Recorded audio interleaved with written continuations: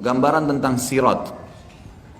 Sirat ini adalah istilah yang digunakan di dalam agama kita, sesuatu yang dibentangkan di atas neraka. Nanti di mahsyar pada saat timbangan amal sudah selesai dan orang-orang kafir sudah dilempar ke neraka, tinggal yang ada di situ di tempat timbangan adalah orang-orang beriman. Orang yang beriman sudah berhasil lolos timbangan amal mereka lebih baik akan masuk surga, dan orang beriman yang timbangan dosanya masih lebih berat, mereka berkumpul satu sama yang lain tuh di satu tempat. Maka pada saat itulah dibentangkan sebuah jalan di atas neraka. Dibentangkan di atas neraka, kemudian itu yang dikenal dengan sirat. Jalan ini berbeda teman-teman sekalian, bukan jalan biasa. Jalan yang sangat licin, gelap, dipenuhi dengan besi-besi tajam yang akan menyentuh tubuh orang-orang tertentu. Di kiri kanan sirat akan ada malaikat yang siap untuk memotivasi orang-orang beriman untuk lewat. Yang sisi yang kanan, sisi yang kirinya akan menjatuhkan orang yang layak untuk jatuh. Dan ingat, yang lewat di atas sirat adalah orang-orang beriman. Tapi dua golongan, orang beriman yang lolos masuk surga karena di ujung neraka ada surga. Nanti setelah ditimbang amal kita akan lihat surga tuh, tapi jauh. Kita harus lewatin neraka, nggak bisa enggak. Ma minkum illa wariduha. Tidak ada seorang pun kalian kecuali akan melaluinya. Kata ulama tafsir adalah yang maksud orang-orang beriman. Kita akan lewatin neraka, pasti lewat. Dan kita akan melihat bagaimana neraka itu. Panasnya akan kelihatan, teriakan orang, siksaan dan segalanya itu dibentangkan di atasnya. Jadi ibarat kalau bangunan besar, maka ada lubang di atas neraka itu, ada sebuah lubang yang besar yang memang dari situ akan dicemplungin dan dimasukin orang-orang ke neraka, lalu para malaikat memasukkan mereka di pintu-pintu masing-masing dari 7 pintu neraka. Itu akan dimasukkan sesuai dengan siksaan mereka masing-masing. Wa'udzubillah. Nah, nanti kan dibentangkan sirat ini, kemudian akan ada golongan yang beriman yang lolos memang, baik karena tidak ditimbang amalnya lagi, para nabi-nabi, para syuhada, orang-orang soleh yang Allah karuniahi memang luar biasa, waktu yang dipakai untuk ibadah terus dan maksiatnya dia bertaubat. Kemudian anak-anak muslim mereka akan lewat sangat cepat melewatin sirat tersebut. Dan ini umumnya melewatin sirat seperti cepatnya kilat. Kemudian akan ada yang cepatnya seperti kuda, menunggangi kuda, ada yang seperti berlari, dan ada yang berjalan dan dia terkoyak tapi selamat, dan ada juga orang-orang yang merangkak dan akhirnya jatuh. Jadi ada orang beriman yang akan lolos sampai ke depan surga nanti, dan namanya kantara. Dan ada orang-orang beriman yang tadinya memang beriman, tapi mereka dosanya lebih besar, harus lewat neraka dulu. Mereka juga melewati sirat, tapi ini akan jatuh terlebih dahulu. Termasuk nanti akan ada orang beriman yang misal dosanya 100.000, pahalanya 100.000. Lalu Allah Azza wa Jal bantu dia, ya, disucikan, dihilangkan beberapa dosanya sehingga amal solehnya lebih banyak. Nah, dosa yang dimaafkan oleh Allah Subhanahu wa taala ini sudah cukup untuk mengkoyak tubuhnya dengan besi yang tajam di sirat. Dia akan selamat tapi akan terkoyak. Itu semua punya dalil. Kita akan jelaskan dalilnya.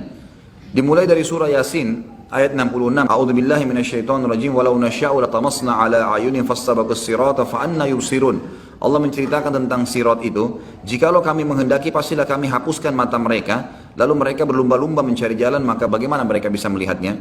Saksi bahasan fastabaqus sirat.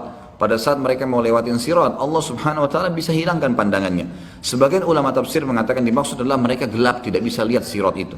Sebagaimana dijelaskan dalam sebuah hadis, sirat adalah jalan dibentangkan di atas neraka Jahannam. Allahu a'lam berapa panjang, karena neraka Jahannam ini luar biasa luasnya. Dan itu gelap dan sangat licin. Kita dengarkan penjelasan Nabi SAW di dalam hadis yang cukup panjang. Hadis ini riwayat Imam Muslim. Abu Hurairah meriwayatkan sabda Rasulullah SAW, Allah akan mengumpulkan manusia, lalu kaum mukminin berdiri hingga surga berada di dekat mereka, kelihatan surga. Ini orang mukmin yang lolos masuk surga nanti, atau ada orang mukmin yang masuk neraka dulu, semuanya akan berdiri hingga surga berada di dekat mereka atau kelihatan oleh pandangan mereka. Lalu mereka mendatangi Adam seraya mengatakan, wahai bapak kami, mohonlah kepada Allah agar dibentangkan surga, bukakan surga itu. Ada jalan sebagai sana, tapi tidak bisa. Mereka lihat sekitarnya nggak ada jalan. Ini neraka, harus dilewati neraka baru sampai ke surga. Maka mereka berkata semuanya, wahai Adam, engkaulah bapak kami, bukakanlah surga untuk kami. Ya. Artinya minta kepada Allah agar dibentangkan surga dibuka dan kami bisa jalan menuju ke sana. Adam alaihissalam menjawab, tidakkah yang mengeluarkan kalian dari surga melainkan karena bapak atau dosa bapak kalian? Adam, aku tidak berhak untuk hal itu. Pergilah kepada anakku Ibrahim, Khalilullah. Beliau pun melanjutkan, kata Nabi SAW, maka Ibrahim mengatakan, aku tidak berhak akan hal itu, aku hanyalah Khalil, kekasih semasa di dunia, tapi di akhirat tidak. Cobalah pergi kepada Musa yang diajak berbicara oleh Allah secara langsung. Mereka pun mendatangi Musa AS, maka ia mengatakan, aku tidak berhak akan hal itu, pergilah kepada Isa. kalimatnya Allah dan ruh darinya, karena tidak ada sperma tapi langsung menjadi manusia, maka dikatakan ruh dari Allah Isa alaihissalam. Isa mengatakan aku tidak berhak akan hal itu. Akhirnya mereka mendatangi atau datang kepada Muhammad SAW, maka beliau diizinkan serta amanah dan kasih sayang didatangkan. Lalu keduanya berdiri pada dua sisi sirat, sebelah kanan dan sebelah kiri. Orang yang pertama dari kalian berjalan seperti kilat. Abu Hurairah mengatakan, aku mengatakan ayah dan ibuku sebagai tebusannya wahai Rasulullah. Bagaimanakah jalan seperti kilat itu? Golongan pertama yang lewat itu akan seperti kilat, dan ini para nabi-nabi, para syuhada, yang orang-orang pilihan yang masuk surga tanpa hisab, termasuk anak-anak muslim yang meninggal sebelum balik, mereka akan melewati sirat seperti kilat. Abu Hurairah bertanya memastikannya Rasulullah, bagaimana sih jalan seperti kilat itu? Saya ingin memastikan gitu.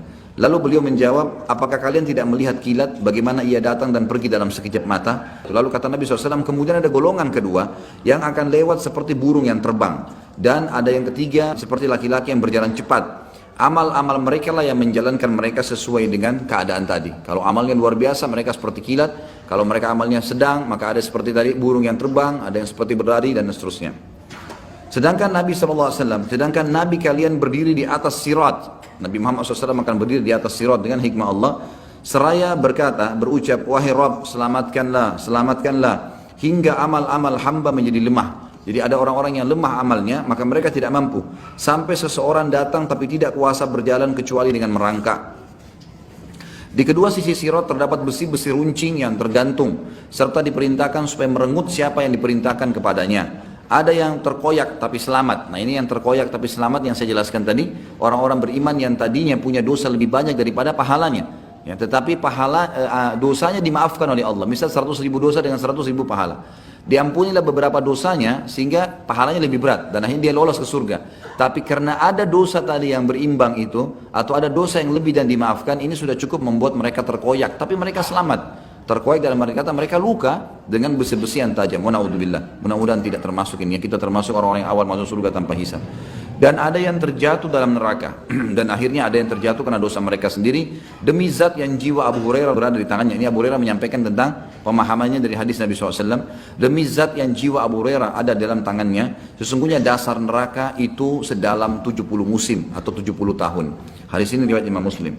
Dari hadis ini kita ambil pelajaran bahwasanya nanti Nabi Muhammad SAW selain memberikan syafaat kubra nanti di hari kiamat untuk Allah datang mengadili manusia, ternyata ada syafaat yang lain di mana Nabi SAW akan diberikan oleh Allah Subhanahu Wa Taala untuk memohon agar dibentangkan jalan sirat di atas neraka dan manusia akan melewatinya, khusus orang-orang yang beriman, baik yang selamat ataupun orang-orang yang akan masuk ke dalam neraka dulu.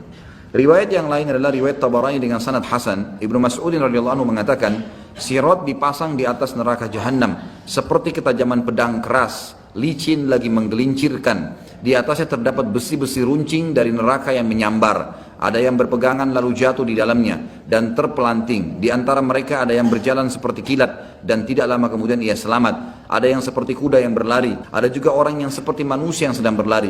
Kemudian ada seperti pria yang sedang berjalan. Kemudian yang terakhir dari mereka adalah orang yang diberi isyarat, ya, yang diberi isyarat oleh neraka. Maksudnya adalah neraka akan dekat sekali dengan dia sehingga dia bisa merasakan panasnya sambil merangkak.